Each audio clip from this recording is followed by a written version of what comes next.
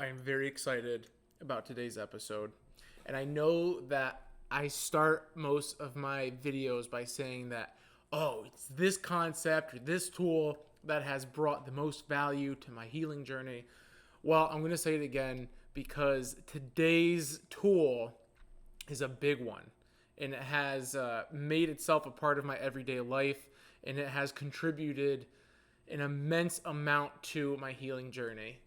However, you should just take that and think, well, it's all of these tools put together in an orchestra that is really helping us get from here to here, right? It's all these tools put together. It's not just one tool. And today we're talking about cognitive behavioral therapy. I'm sure you've heard of it before because it is a tool that is used by many counselors, coaches, and therapists for all of the research that's been done on its results. It's extremely effective in helping people with anxiety, depression, and other mental health challenges. And it's so important that I wanted to make this video earlier. However, I felt that I needed to create a foundation for it.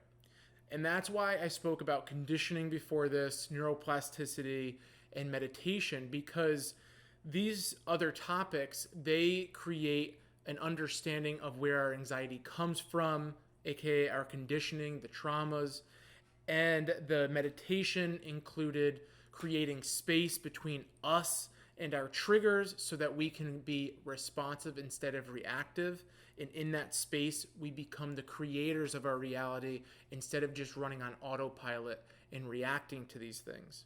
And then I also created the video about growth takes time because it's really important to understand, especially with cognitive behavioral therapy, that things don't change overnight.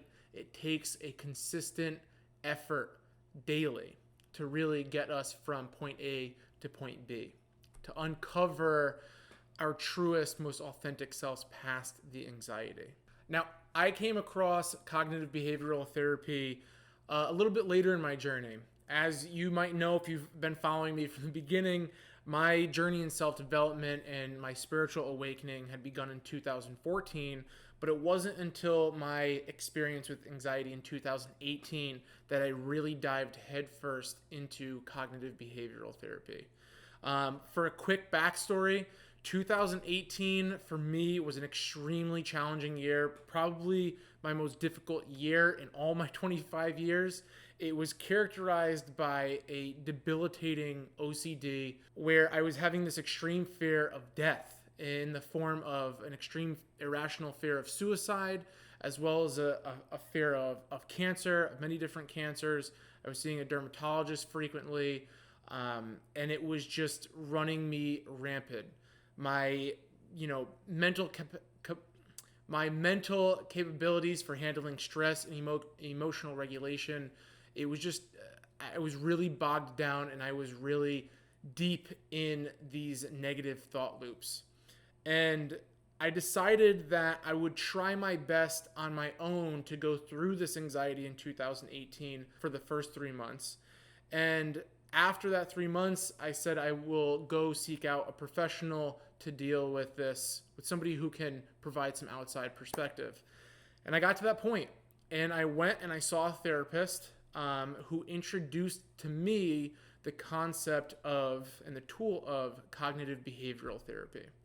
Now, what she taught me and what I have learned since is cognitive behavioral therapy is really a practice where we can become aware of our automatic responses, become aware of our habits, become aware of our core beliefs, our thoughts, our feeling states, so that we don't run on autopilot and we could interject when those triggers take place and then replace those reactions with responses that we choose, that we want.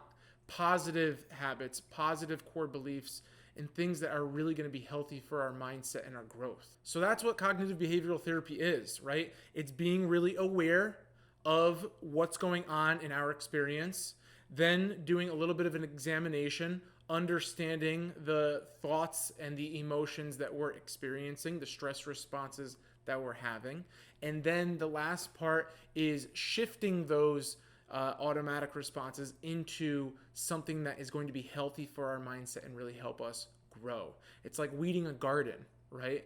It's like we've planted the tomatoes and the basil, but now there's like all these other weeds growing up around it that we don't want, and we have to pluck those and replace them with the plants that we do want. And it's a continuous process. Now, the reason that I brought up conditioning before this, and I started the video talking a little bit about conditioning, is because in cognitive behavioral therapy, we dive deep into our psyche and deep into those automatic responses, deep into our conditioning, so that we can bring up those foundational fears into light, look at them, and realize that they are not helping us. They're outdated belief systems that we need to transform.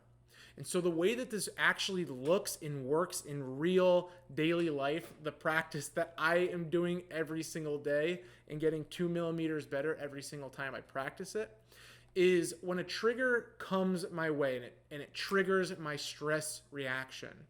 The first thing that I do, and I'm going to make another video about this next week, is I breathe. Okay, this might sound really simple, really easy, but it's so simple and it's so true. We breathe. We change our physiological state to make our nervous system aware that we are safe. Okay, so the first thing that we do is I breathe in through my nose, deep into my belly, and back out my nose. So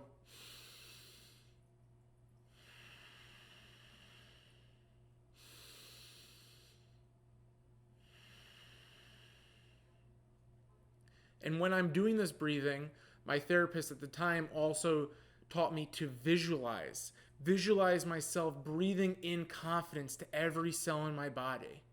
And when I'm exhaling, I'm breathing out doubt from every cell, every nook and cranny in my body. And I do this as much as I need to in that stress reaction until I get to a point where I'm a little bit elevated. And now, once I've changed that physiological state, now I can get into that examination phase of cognitive behavioral therapy, where I can look at that stress reaction, whatever that trigger was, and understand, why is this triggering me? And this is called the funnel, this middle part. It's breaking down whatever our trigger is to the most fundamental piece of it, what I call our foundational fears. And our foundational fears, they branch out into looking like the fear of getting cancer or the fear of suicide. And what it's really breaking down to is a fear of death or a fear of not measuring up, right? And our insecurities, they blossom into all these other little things. And so once we change that physiological state, we can look at our triggers with a little bit more objectivity. And that's where meditation comes in. Because in meditation, we grow that space so that we can look at things without being triggered by them. And once we understand that foundational fear, we're like, okay, this is my outdated belief system and my outdated habit system. And then we come out of that funnel, out of that second phase, into the third phase. And that is realigning into that present moment. We got triggered, we breathed, we changed our physiological state, we examined, and now we're coming back to the present moment. And in that transition, we are thanking ourselves for going through that period of healing and examination and applying gratitude to ourselves. And in that moment, in this transition back, we are healing those triggers, because now we are replacing them with positive thought patterns, gratitude for ourselves, realizing that we are not that habit, that old, outdated conditioning. And this is where new habits come into place, right? Because if we just kept going on with that trigger instead of stopping, examining, and then reorienting ourselves and changing how we want to respond, that is how we break the autopilot, and that is how we create our reality instead of just drowning in the anxiety or in that depression. It's going to the foundation of our psyche to clean it up and create new. So this is something that I'm practicing daily, right? I am going through my day, and as I go through my day looking to accomplish certain things, work on making a YouTube video, and a doubt comes up or an insecurity about myself comes up, I recognize it, I sit with it, I do the cognitive behavioral therapy, and I recognize that this is an outdated system, something that was taught to me at a young age, this insecurity, and I show myself that, oh, I can trust myself. I can show up for myself. I'm actually creating good YouTube videos, at least in my opinion.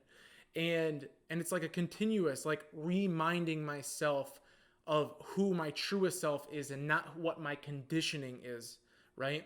Because that we're unlearning all of that. That's what cognitive behavioral therapy is. It's unlearning the stuff that does not work for us, and it's learning the stuff that does work for us.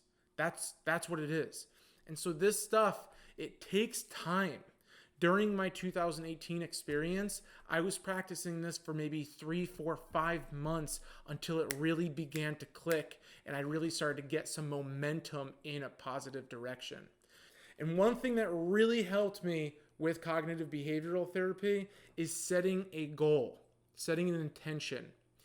When I started this in 2018, my first 4 months, they were so challenging because I really felt like I wasn't doing anything and I wasn't getting anywhere.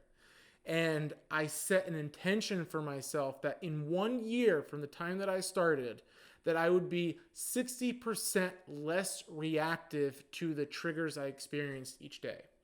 So the way that I did this is I said, if I have 10 triggering experiences in one day, then I want to only react to 4 of them. Instead of reacting to all 10, just react to 4 of them. That's a 60% reduction of the triggers that I'm responding to or that I'm reacting to. And so I kept in mind this intention, this goal, and I was reminded and I would visualize what that looked like for me. I was clearer. I was more confident in myself. I was better in my relationships. And that gave me something to look forward to, a vision to look forward to. And it gave me motivation, right? So I continued to show up for myself. And then like after about 4 months of doing this regularly, it broke, right? And I was pairing this with meditation. I was pairing this with other tools, sleeping well, eating well, support systems. And slowly but surely after that 4 months or so, it clicked for me and things started to become a lot more clear for me. And I wasn't as caught up in those negative feedback loops that had brought me to therapy in the first place. So as always, I like to include resources that you guys can go to. And a reminder here, my website is now up and running with a resource page that you can go to and see the different books that I've read, some movies that I really find inspiring, and some podcasts that have taught me a ton. And I'm also going to be having classes on there as well, meditation classes. If you'd like to sign up for one, I think I might hold one within the next month. But today's book is Self-Esteem. This is a full dive into understanding conditioning, neuroplasticity, cognitive behavioral therapy, and how all of this comes to be and how we could change it for ourselves. It's a thick read. You might be able to find it on Audible, but this came recommended from my therapist, and it really helped me understand why I was behaving a certain way and how to unlearn that and start to choose how I wanted to behave. So, again, I hope that this is relatable for you and valuable for you. And if it is, please share it with somebody else who you think could benefit from it. And if you really like it, always a subscription is super helpful for me. And Please feel free to comment down below. What challenges have you had with cognitive behavioral therapy? If you've tried it, what questions do you have about trying it or improving your practice? Let's get the conversation going, okay? It's been a pleasure. And again, guys, every time we are learning, we are growing, and we are evolving together. It takes time. Be patient with ourselves and have compassion because we are doing the work. Much love to you on your journey.